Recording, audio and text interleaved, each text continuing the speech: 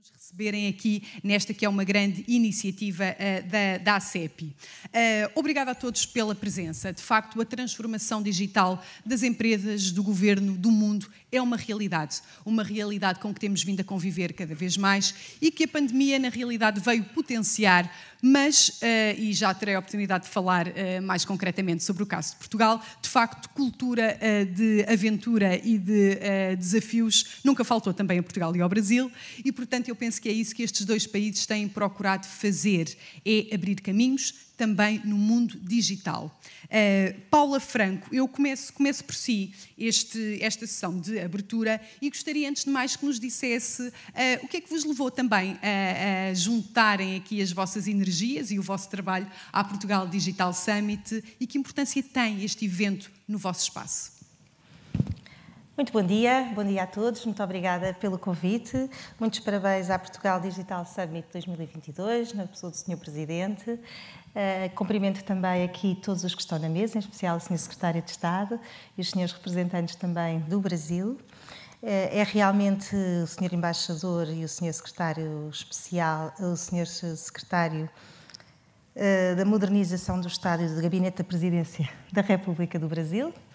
E agradeço o convite para estar aqui. E a senhora moderadora também, muito obrigada pela sua simpatia. É realmente um orgulho enorme estar aqui, a ordem estar aqui e juntar-se como parceira deste grande evento, porque o digital hoje faz parte da nossa vida e faz parte da vida dos contabilistas certificados. Em negócios, quer seja no dia-a-dia daquilo que é a vida dos contabilistas certificados, a parte digital hoje é fundamental. Aliás, as grandes transformações que existiram, algumas um bocadinho empurradas pela pandemia, outras porque fomos evoluindo nesse sentido, e aqui muitas das organizações como a ACEPI realmente têm tido um impulso muito grande neste impulso para a modernização digital, que é extremamente importante e para os contabilistas certificados é importantíssimo. Aliás, se não fosse já os primeiros passos que foram dados, a pandemia teria sido muito mais difícil de ultrapassar se não tivéssemos noutro patamar. Por isso é que acolhemos aqui, fomos parceiros deste grande evento e temos muito gosto em estar aqui. E na sua perspectiva, quais são os grandes desafios e também as oportunidades que o digital coloca, neste caso, aos contabilistas? Bom, hoje em dia não há dúvida que o mundo é global. Para o bem e para o mal, como costumamos dizer, não é? Para os contabilistas certificados, existiram várias transformações nos últimos anos que vieram ajudar muito a estes passos importantes. E uma das coisas que foi por coincidência antes da pandemia, mas que foi realmente um dos momentos cruciais para esta evolução no digital para os contabilistas certificados, foi que em 2020, pela primeira vez em Portugal, foi permitida a digitalização dos documentos fiscais e contabilísticos das empresas. Isso foi uma evolução enorme, não fazia sentido nenhum. Na altura em que estávamos e já em 2020, ainda antes da pandemia, esta evolução não ter sido feita já anteriormente. Não faz sentido as empresas terem papel, cada vez mais temos que avançar para uma realidade diferente. O sonho de qualquer empresa de contabilidade é ser zero papel e, portanto, zero papel significa recorrer ao digital para tudo, inclusivamente na relação com os seus clientes. E agora esta é a segunda parte positiva, é que avançando para esta, depois temos a parte do mundo global. E aqui os contabilistas portugueses são contabilistas muito preparados. Hoje em dia temos o normativo contabilístico internacional, portanto permite-nos, inclusivamente, estar também na fileira para prestarmos serviço a outros países. E só com o digital é que isso é possível. E, portanto, tem sido esta a evolução e a evolução que se continuará a pretender aqui nestas áreas da contabilidade e da fiscalidade. Claro, de facto tem sido uma evolução e uma transformação nos vários setores da sociedade e de facto Portugal tem procurado acompanhar essa mesma evolução e sido pioneiro também em muitos dos setores.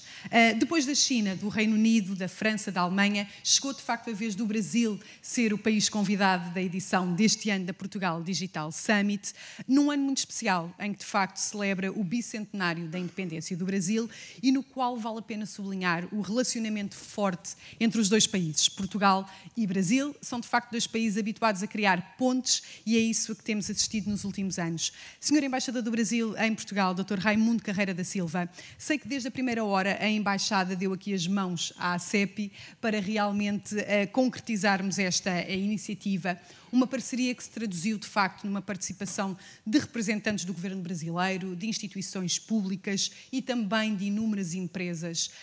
E desde já agradeço, de facto, esta possibilidade de estarmos aqui reunidos a debater temas tão importantes.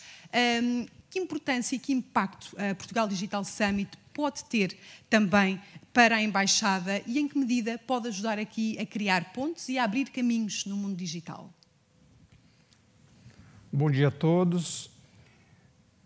Cumprimento a mesa aqui, presente, também a plateia. E, em primeiro lugar, eu quero agradecer a escolha do Brasil como país homenageado nessa Digital de 2022. E falando sobre a importância da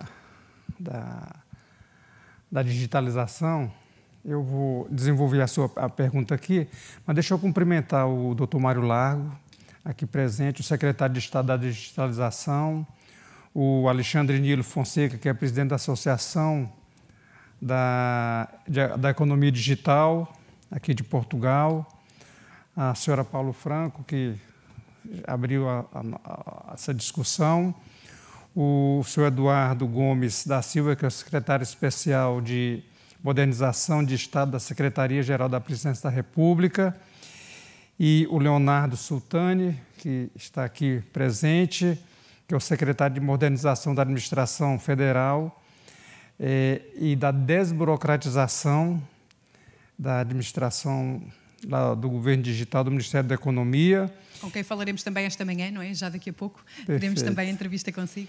E também cumprimento o senhor José Gontijo, que é o secretário de Estado e Empreendedorismo e Inovação do Ministério de Ciência, Tecnologia e Inovação.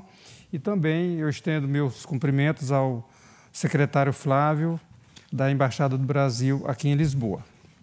Bom, então, primeiramente, eu agradeço, como já disse, a ACEP, na pessoa do seu presidente, o Alexandre Nilo Fonseca, pelo convite de participar da Portugal Digital para a edição de 2022, e com os agradecimentos do Brasil de ter sido escolhido o país homenageado.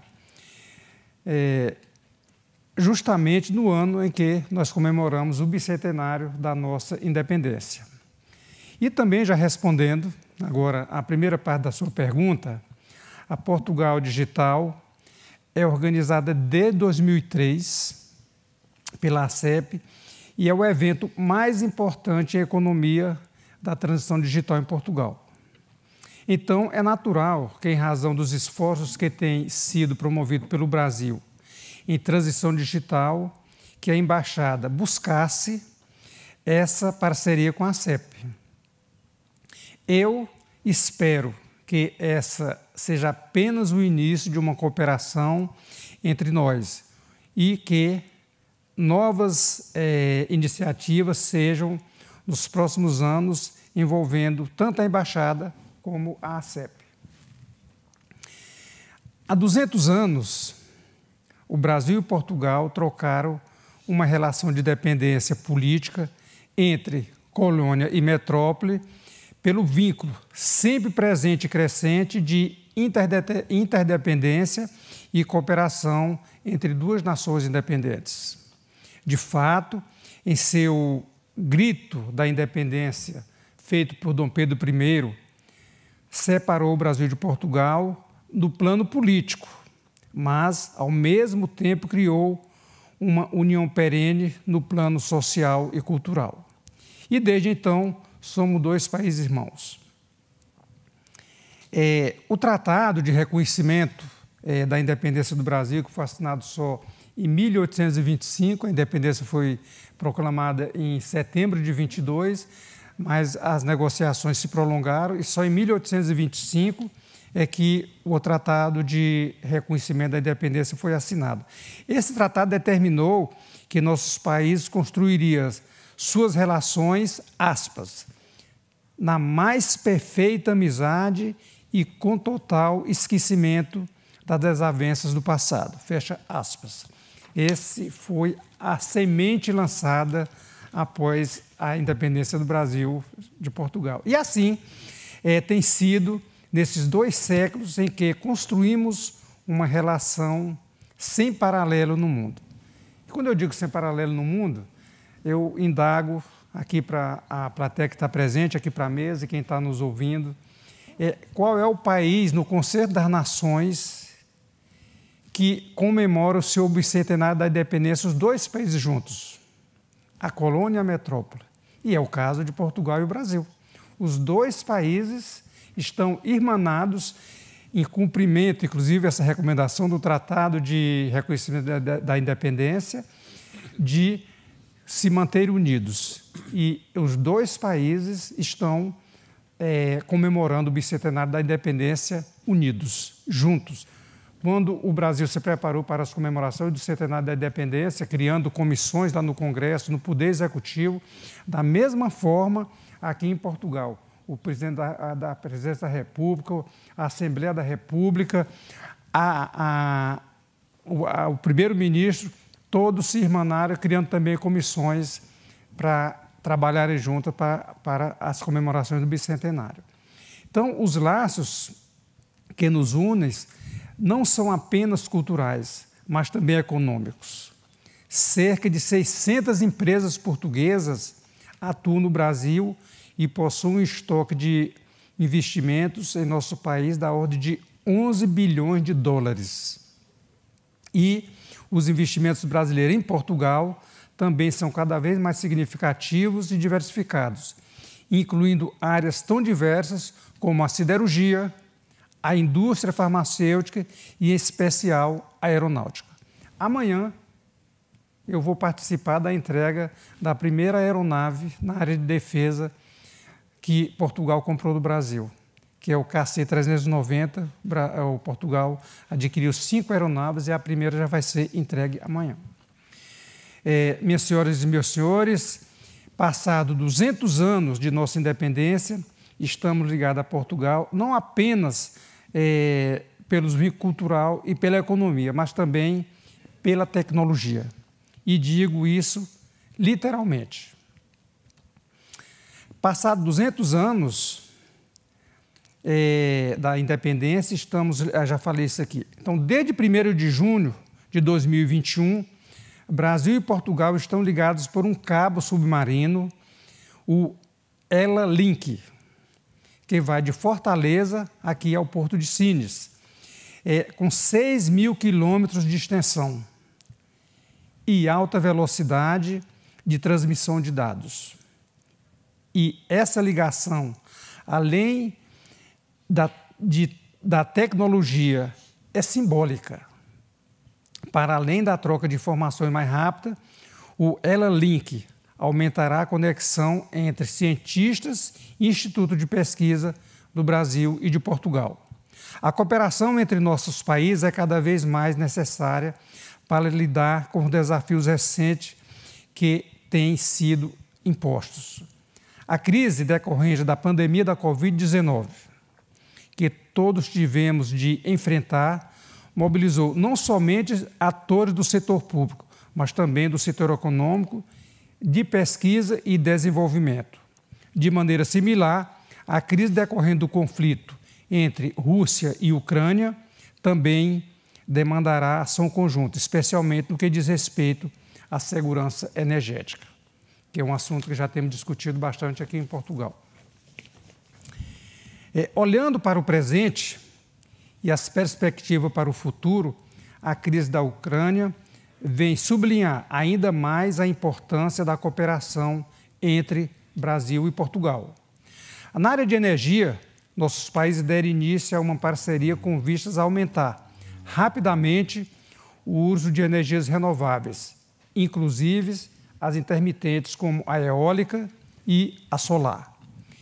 Em paralelo, deveremos avançar na produção do uso do hidrogênio verde, que surge como tecnologia capaz de desenhar o mapa energético no mundo inteiro. Tenho certeza de que, em alguns anos, e eu tenho dito isso em vários encontros aqui em Portugal, que em alguns anos o barril de petróleo será substituído pelo barril de hidrogênio na matriz energética mundial. O Brasil e Portugal despontam como grandes atores do mercado do hidrogênio verde, pois contam com as condições ideais para a sua produção. A semelhança de Portugal, a visão de futuro do Brasil passa não somente pela transição energética, mas também pela transição digital. A digitalização da economia global apresenta uma série de oportunidades para o Brasil, dentre as quais o potencial para a integração econômica, com dinamização dos fluxos de comércio, financeiro e de comunicação, e a ampliação da presença de empresas brasileiras no exterior através da intensificação da exportação de bens e serviços por meio eletrônico. Agora, já em resposta à sua segunda pergunta, a segunda parte da pergunta, creio que a presença significativa de autoridades brasileiras aqui nesse evento e também as portuguesas aqui com o secretário de Estado, assim como a importância de atores privados, já revela a contribuição que o evento tem a dar para fortalecer a cooperação digital entre Brasil e Portugal. Mas, para dar uma resposta mais detalhada, creio ser importante destacar como o Brasil e Portugal têm investido significativamente na transição digital, algo perfeitamente mensurável por meio das iniciativas em andamento e dos resultados já obtidos. E aqui eu começo, naturalmente, pelo Brasil. O processo de digitalização no Brasil, no setor público, atingiu níveis extraordinários. Nosso país foi reconhecido pelo Banco Mundial como o 7º líder mundial em governo digital.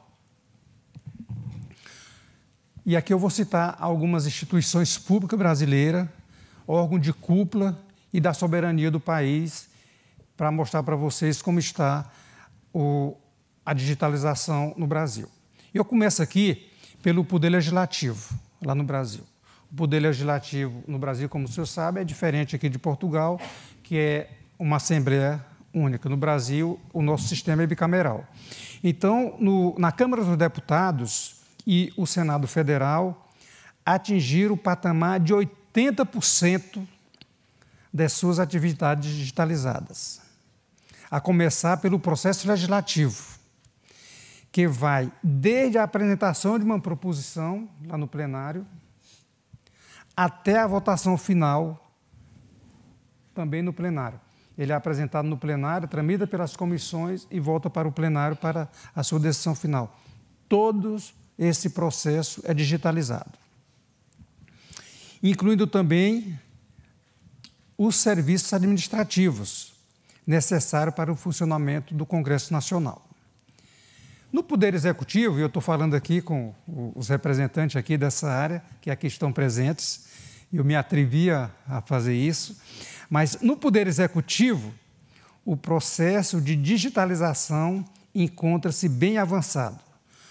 Dos 4.800 serviços do governo federal oferecido pelo portal gov.br, segundo dados de agosto passado, 84% são digitais.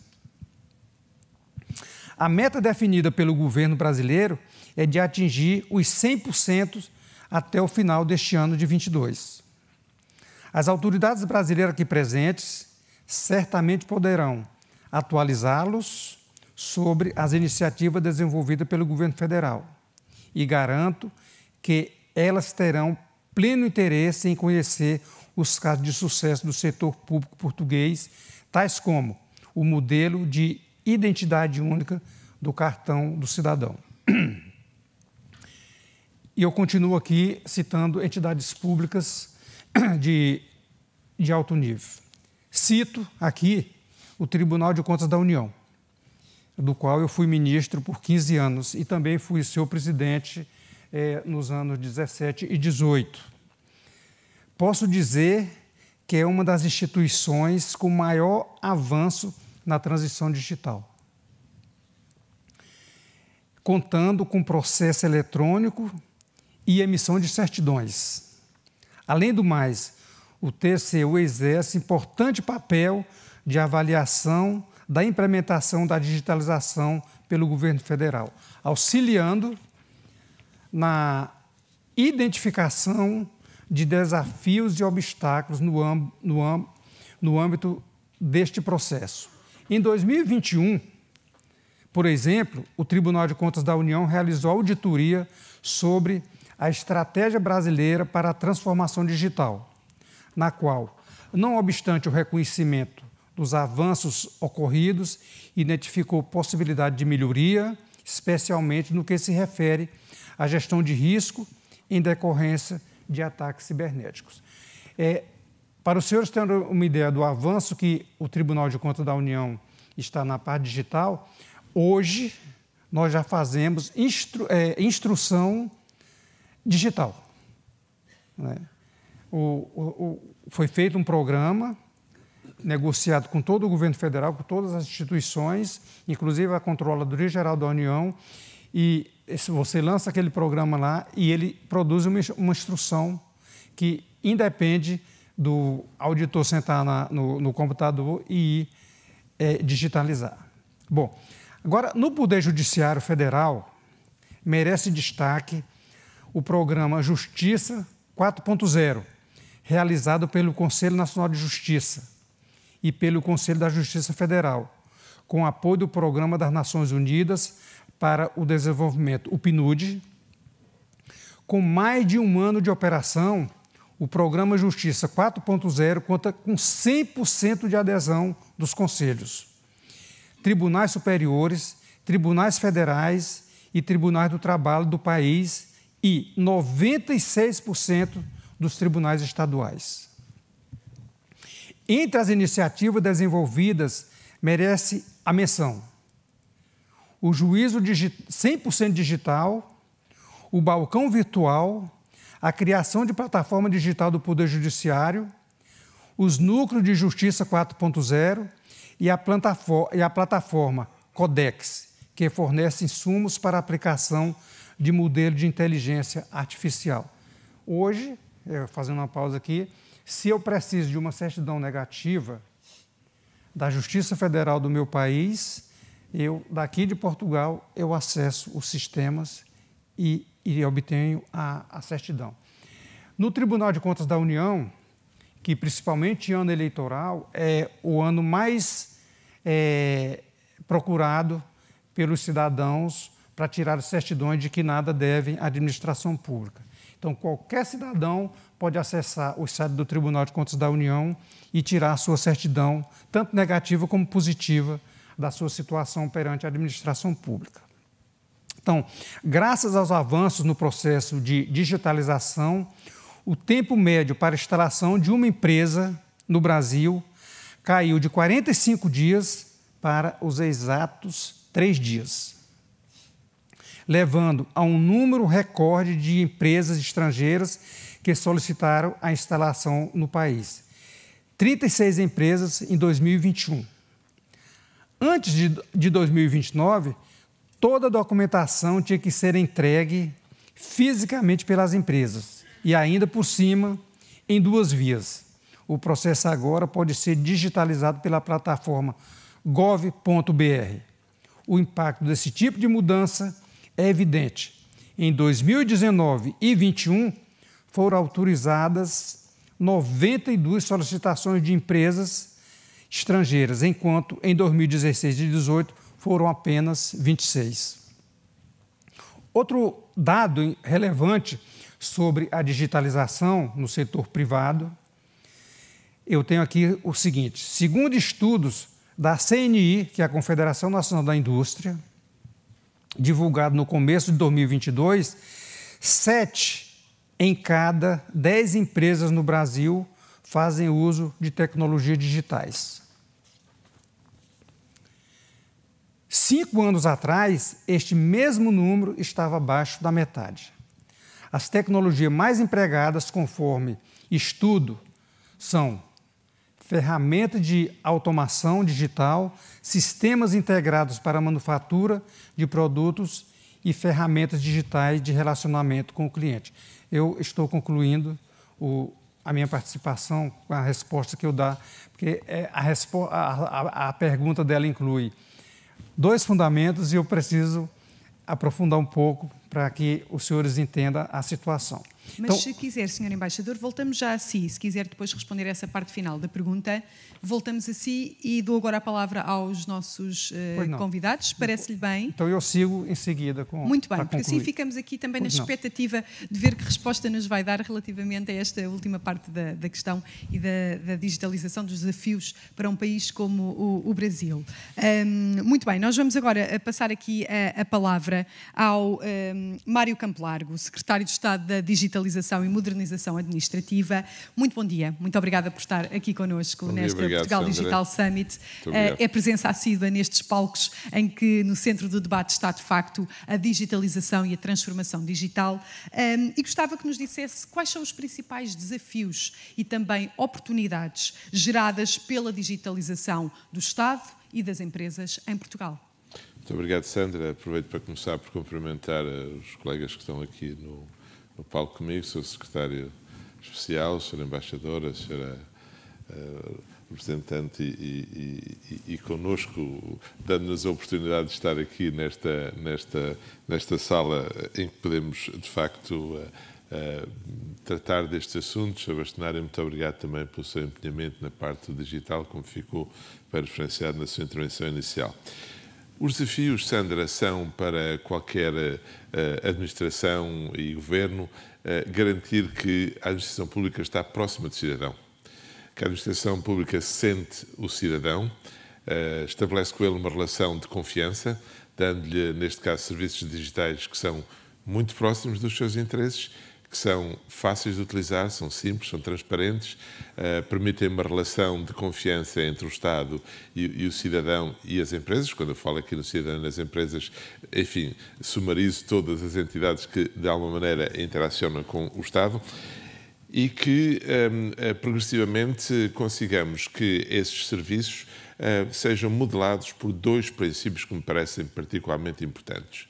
Antecipar as necessidades dos cidadãos e das empresas e automatizar as respostas. Automatizá-las sempre que possível, sem recurso a pedir mais dados, a pedir mais informações, que, em muitos dos casos, são do conhecimento da própria administração pública. Isto é, aliás, um princípio bem reconhecido a nível internacional, que é o princípio only once, ou uma só vez, que permite que a administração pública não peça ao cidadão e às empresas os dados que já tem na sua posse.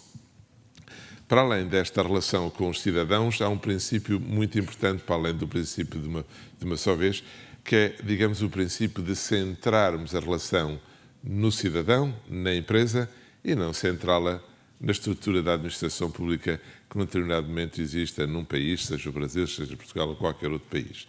É, portanto, a centralidade do cidadão que nos leva ao conceito de eventos de vida ou eventos de empresa, em que a administração pública se junta para resolver um desafio que o cidadão ou a empresa tem num determinado momento e não obriga o cidadão a percorrer, numa expressão muito coloquial portuguesa, as várias capelinhas para resolver o seu problema.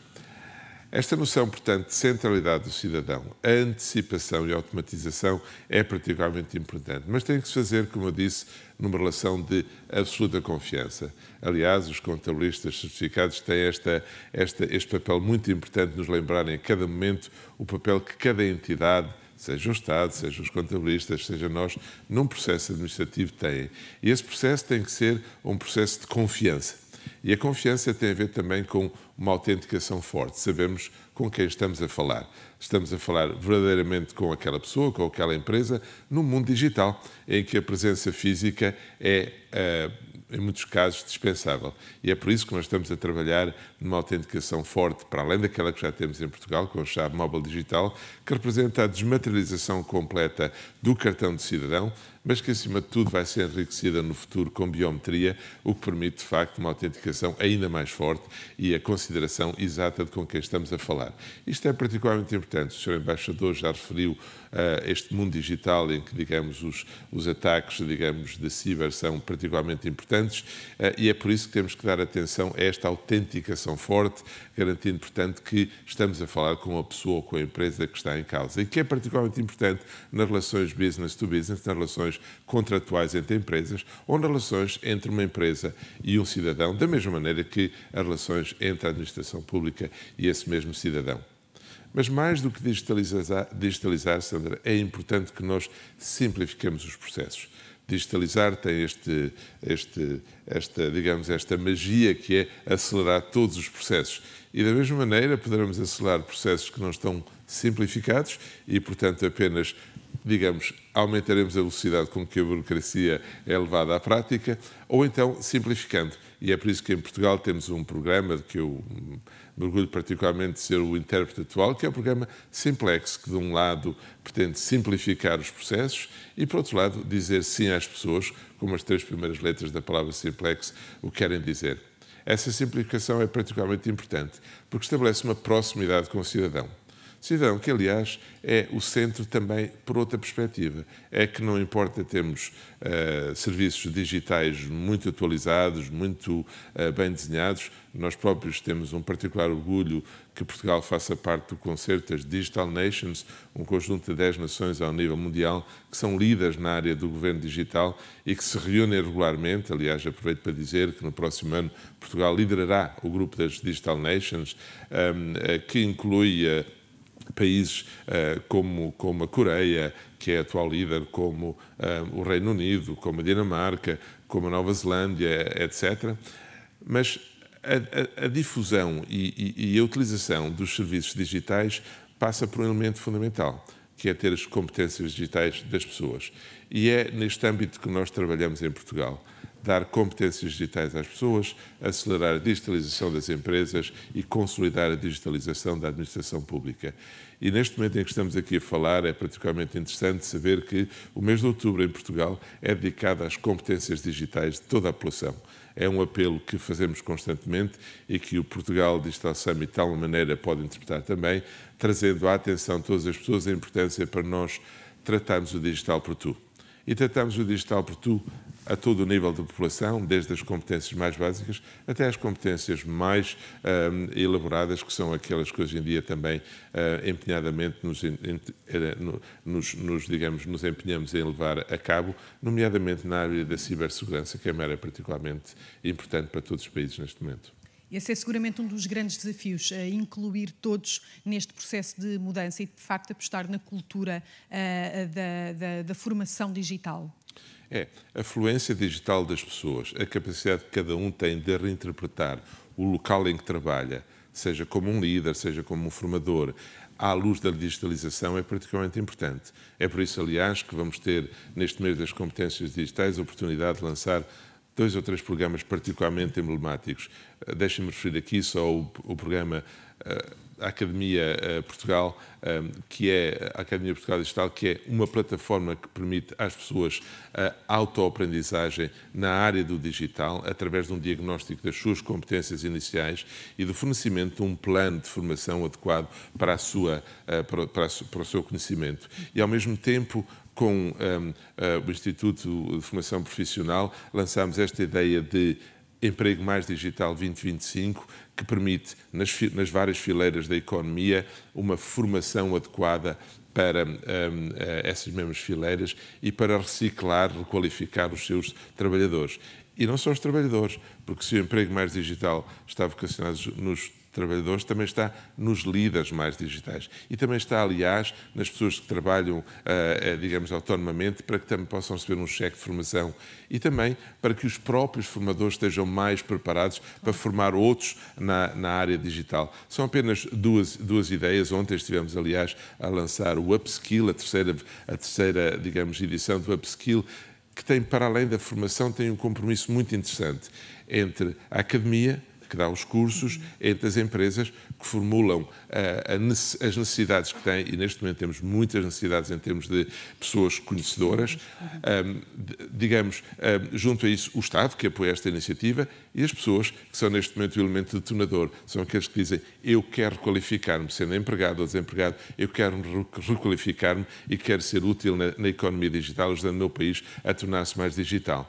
Fará toda a diferença, não é? E faz toda a diferença. Claro. Muito obrigada, Sr. Secretário de Estado, por esta partilha. E precisamente neste nosso tópico de conversa, em que focamos aqui o papel do cidadão, o papel das pessoas e o desafio que é formar uma sociedade para o digital. Sr. Secretário Especial de Modernização de Estado da Presidência da República, Eduardo Gomes da Silva, muito obrigada mais uma vez pela sua presença. Num país com a dimensão como o Brasil, quais são os grandes e principais desafios neste processo de digitalização? São imensos.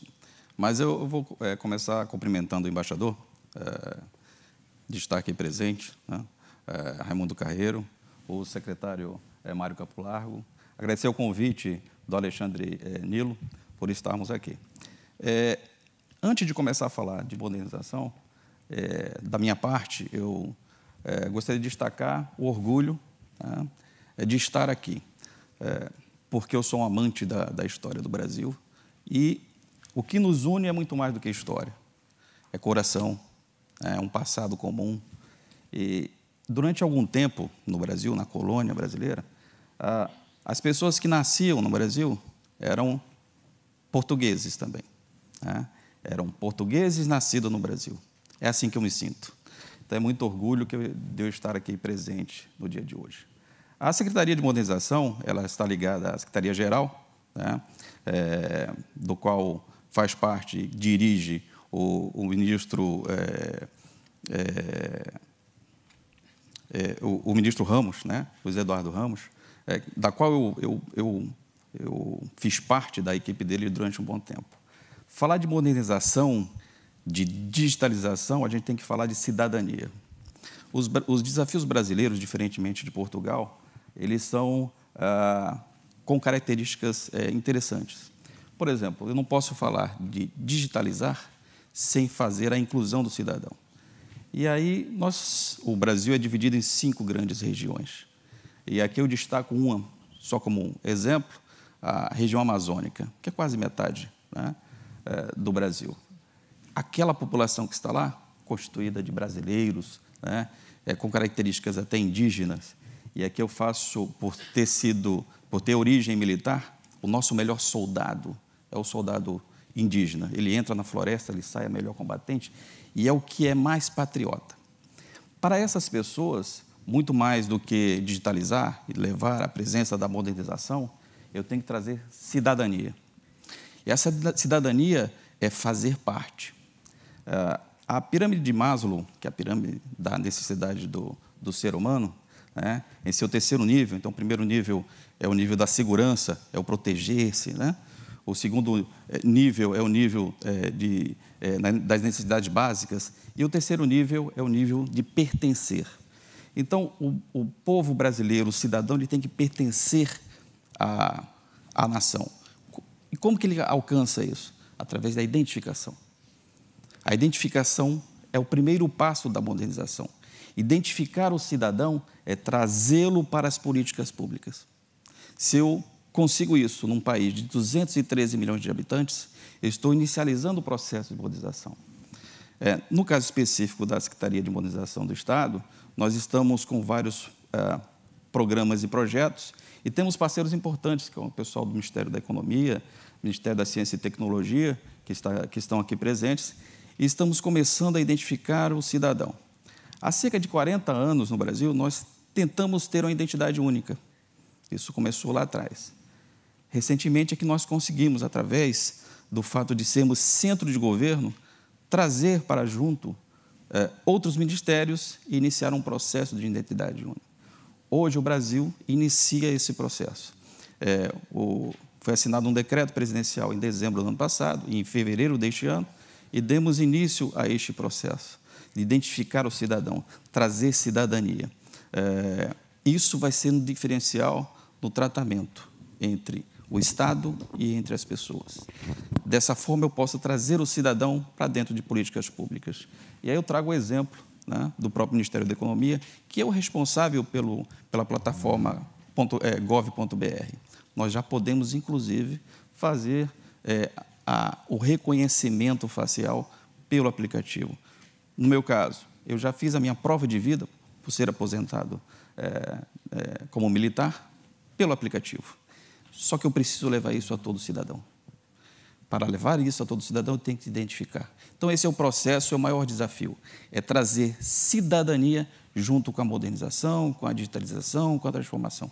Esse é o grande desafio para o Brasil e para o poder brasileiro. Muito bem, portanto, há todo um trabalho, todo um processo que tem de ser feito e essa palavra tão importante como cidadania e inclusão de todos nós na sociedade a que devemos pertencer. Muito obrigada por essa partilha e também por estas linhas orientadoras tão importantes que nos deixa de um país também tão querido para Portugal, que é o Brasil. Acho que todos nós temos coração dividido quando falamos de Portugal e Brasil. Muito obrigada. Eu passo novamente a palavra ao Sr. Embaixador para que possa concluir aqui o seu raciocínio e nos diga também de que forma é que o Brasil tem acompanhado toda esta evolução, sendo que o Sr. Embaixador já nos deu exemplos tão importantes e tão fáceis de perceber como o país tem estado, como o Brasil tem estado à frente deste caminho da digitalização. Obrigado.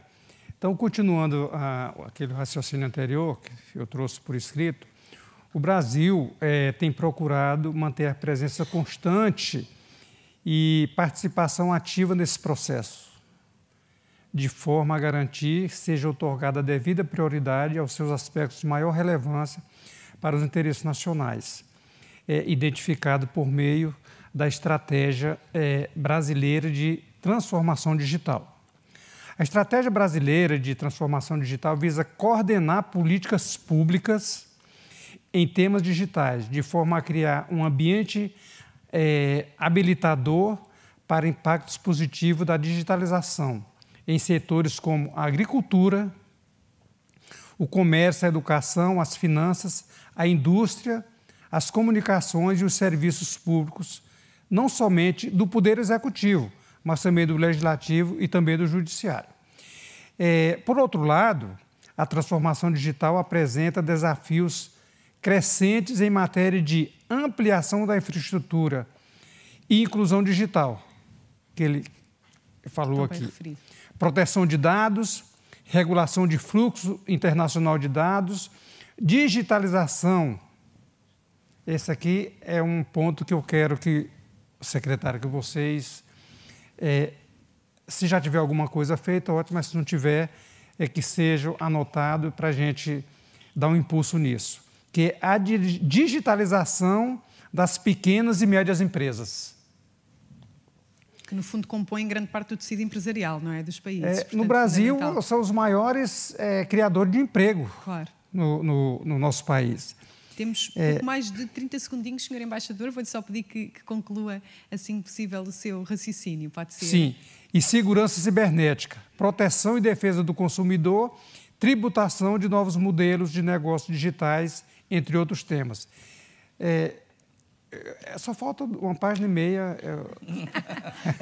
Acreditamos todos no seu poder de síntese. Vamos... Tudo bem, eu vou concluir aqui, parando aqui nas pequenas e médias empresas, que era uma proposição que eu fiz questão de trazer aqui para a discussão e para transmitir, tanto não só a Portugal como para o Brasil, que é a digitalização das pequenas e médias empresas. A outra questão que o secretário falou aqui, da Amazônia, o governo brasileiro, no ano passado, nós implantamos o 5G em nosso país. E esse foi um leilão que foi feito lá no Brasil de investimentos, não foi arrecadatório. E o governo brasileiro está investindo 49 bilhões de reais na parte de digitalização. A Amazônia foi a das mais beneficiárias desses investimentos. Outra questão da inclusão social foi as escolas de nível médio. São cerca de 182 mil escolas que terão internet daqui a mais 2 ou 3 anos. Esse processo está em andamento pelo governo federal, foi reservado do leilão do 5G 6 bilhões de reais, dos quais 2 bilhões e 100 já foi arrecadado, que era o suficiente para informatizar as 182 mil escolas brasileiras de ensino médio. Então, é trazer essa garotada para dentro do sistema de informática e digitalização do nosso país, que é um projeto que vem desde o ano 2000. Nós temos recursos entesourados lá do fundo do FUST, do Fundo de Universalização das Telecomunicações, tem cerca de 29 bilhões que era para ser aplicado nessa inclusão das escolas e nunca foi feito. Mas agora, com o 5G, já está sendo feito entre o governo federal, o Ministério das Comunicações, o Ministério da Educação e a Anatel, que é a nossa agência de telecomunicações. Então, esse é o contexto que nós nos encontramos hoje em pleno desenvolvimento. Muito obrigada, Sr. Embaixador. Percebemos aqui que há, de facto, inúmeros desafios para Portugal, para o Brasil, para o mundo. O digital é, de facto, uma área em que cada vez mais temos de apostar e Portugal e Brasil são, de facto, países prodígios em criatividade, em inovação, em arriscar. E é isso que vão continuar a fazer, certamente, nesta área do digital. Ao longo de todo o dia, o Brasil continuará a ter especial destaque. Ao longo de toda a semana, é este o país convidado da Portugal Digital Summit. Obrigada a todos. Continue connosco. Faça parte da mudança.